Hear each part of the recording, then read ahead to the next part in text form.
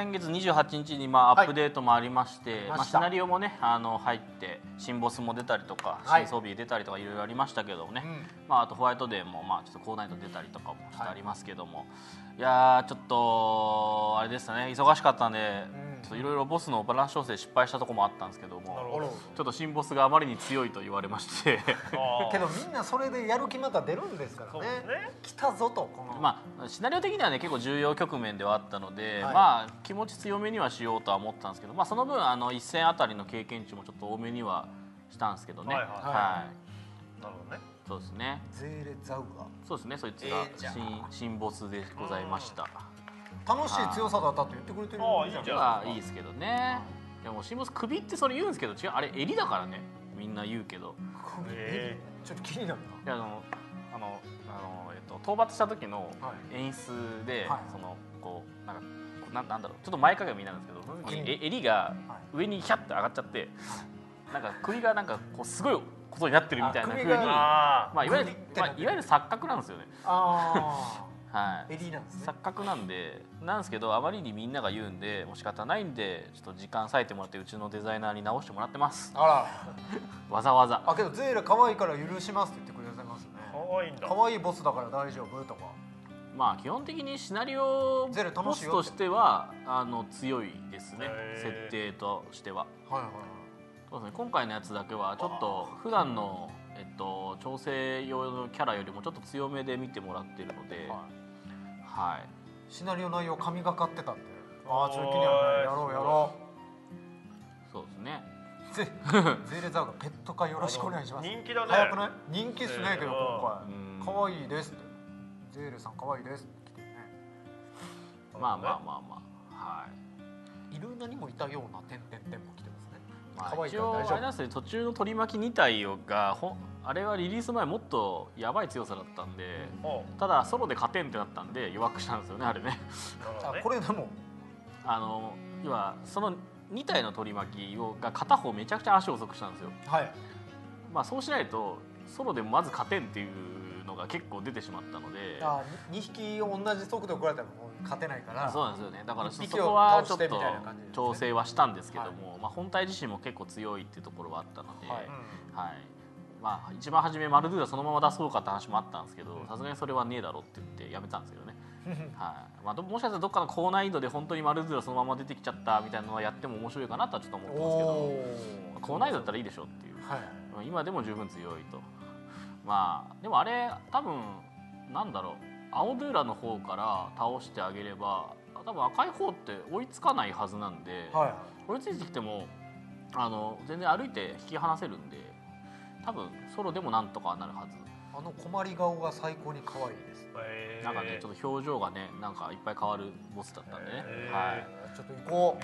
う。ね。そうですね。ちょっと直線に関しては発動も早いので、ちょっと威力下げようかなとは思ってますけどね。それでも2発当たるんで、当たりが悪かったら死にますけどね。怖っ。あ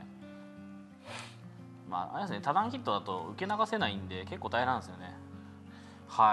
いろいろシナリオの更新があったりとかもしてました。で、あと、前告知をちょっとできなかったんですけども、アサシンスキルが28日にリリースされましたね。皆さんもうだいぶ使われているらしいですけども、ちょっと今回ちょっと新しい試みのスキルとかも入っていたので、若干不具合も出てはいるんですけども、おおむねこんな感じの実装かなとは思っております。一応もう告知の方では出てるんですけども、一応ヒューネビンテさんを強打締めした時にちょっと正常に動かないっていうのがあるので、これはちゃんと直そうかなと思ってます。であとバックステップに関してが、でもちょっと今これ実装されちゃったんで今更どうしようかなとは思ってるんですけど、今どんな状況でも使えてしまうので、これどうしようかなって、単純にちょっと入れ忘れたんですよね。鈍足停止状態の時にも使えちゃうっていう問題があって、これどうしよっかなと。もともとこれ使えない予定だったんですけど、なんかそれ入んないで入っちゃったんで、さすがにちょっと強すぎるっていう。でもしかしたらどっかのタイミングで鈍足停止対応は入れるかもしれないです。と言ってもイベーションで消せるので、そんなに問題はないのかなとも思ってはいますけどね。結構ね、鈍足解除できるパーティーバフがあったりとか、あとなんだっけ、発火とか毒のダメージ軽減できる、ね、パーティーバッグとかもあったりはするので結構便利なものはありますね。結構発火ダメージとか半減できるけどそんなのいるのみたいな話もあるんですけど、結局リカバリーとかワクチンって、使うのに時間かかったりもするので、そういう意味では1回使えば全員に届くっていうところでは若干差別化はできるのかなっていうのと、あと今、現状は、猛毒と、発火のいわゆる状態上ダメージを対応してるんですけど、一応今、魔力爆発も軽減対象に入れようかって話をちょっとしている感じですね。あれもやっぱ状態以上で受けるダメージではあるので、対象でもいいんじゃないのっていう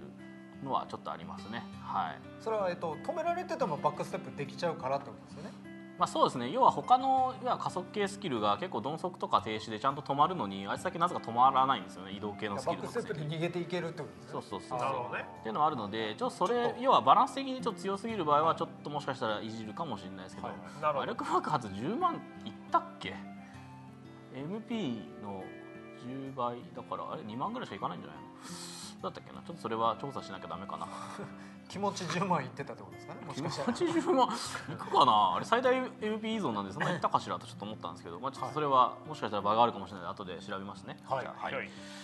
でとりあえずアサシンはしばらくこのままいこうかなとか。そういえば道具速度って何ですか？道具速度は今ちょっとパーセント表記なんで分かりにくいんであれは、何秒減るよっていうものにちょっと表記変えようかなと思ってます。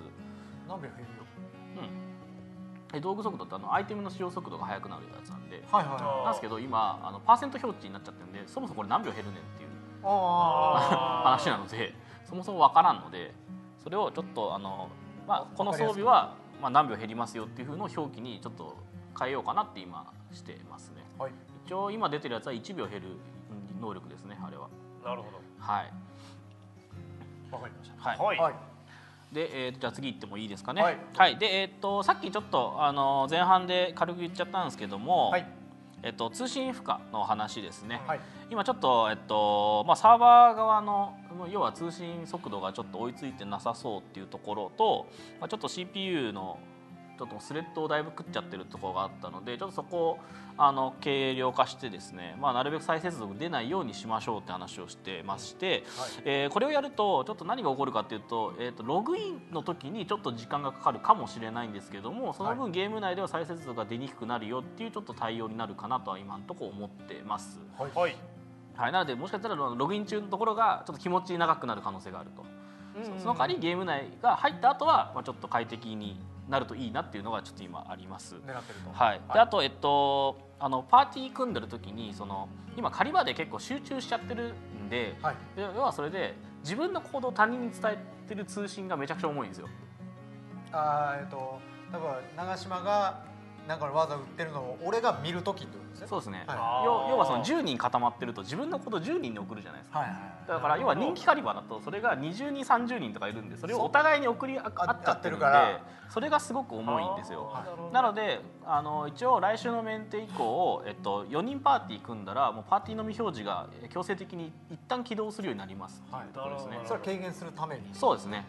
もちろん他の軽減策があればそれはもうやめようと思ってるんですけど、さすがに他人がいない MMO もちょっと寂しいので、いずれはそれで消そうと思ってるんですけど、ちょっと一旦それで軽量化させていただきたいなと思ってます。要は人気狩り場のエナジーボトルとか多分皆さん飼ってると思うので分かるんですけど、あそこってすごい人密集しているので、要は分散してくれれば全然いいんですけど、やっぱ一箇所にいるんでどうしても重くなっちゃうんで、そこはね、ちょっと調整して、あとはもう狩り場のなるべく分散できるようにちょっとね、もうちょっと狩りやすい場所をいくつかに分けるとか、ちょっといろいろできたらいいなとは思ってます。一応そういうのを来週ないし再来週のメンテナンスでちょっと実施させていただこうかなと思ってますので、ちょっとそれ以降は多分再接続がだいぶ減るのではないかなと思っております。あとサーバーの機材の方もちょっと性能なんか2倍ぐらい上がるやつに変更できそうって感じなんで、ちょっと新しい機材に変えました。倍になる倍だったら結構早くなるんじゃないかと思ってますけど。ちなみにフレンドとかギルメも消えるんですか？そうですね。4人組んでると一旦消えますね。でもチャットは別に届くんで、であと誰か1人抜けるとすぐ周りの人また見えるようになるんで。いるよ。怖い。その言い方怖い。いろいろとちょっとそういうので軽減策をやっていこうかなと。ちょっと今ねあくまで一旦今後ね同じようなことが起こらないようにするために最善をちなみに尽くしていきたいと。今ユーザーさんで通常今現在要は今の設定で他人表示にしてるんだけどっていう話をしてるんですけども、別にサーバーの通信はそもそも発生しているので、それはまた別の話なんですよね。そういうことね。今回はサーバーからバッサリ切るよっていう話なんですよ。なのでそれで通信のところを制限してパケット量を減らして、要は通信負荷も下げてっていうのをちょっとやろうって感じですね。なるほど。とりあえずやれることはやっていきますよっていうところですね。一応ちょっと今回目処がついたんでちょっと発表させていただきましたけど、前もいろいろやってはいたんですけども、細かいところでは、ただちょっと今回はどうしてもちょっとユーザーさんにちょっと迷惑のかかる内容だったので、ちょっと発表しなきゃあかんだろうっていうところでちょっと今日言わせていただきました。で、その他ちょっと順番前後しちゃいましたね。19日にホワイトデー始めて縦の染色入れたんですよね。なので今色立てを皆さん持ってる方がいらっしゃるのかな。色立て持ってるかいみんな。でアルティメット難易度だともう自分の名前が入った状態の染色装備が落ちるようになったので、そのまま取引出せますよってところですね。なのでアルティメットで回ってれば、パーティー組んでたらもしかしたらその人にもそのまま直接ほいって渡すこともできますしね。っていうのは私今縦はアルティメット以外ではトレード不能なので、結構価値の高いものには今なってますね。なんか色立て持ってる人ってなんかすげえ人なんだぐらいのあれでいいのかなって思いますけどね。オルグに赤綺麗でしたね。そうですね。オルグ縦になんかみんな染色するといい感じやっていうのなんかみんなツイートされてましたね。なるほど。そうですね。ででもそんな感じですかね。っていうのが先月のお話でございました。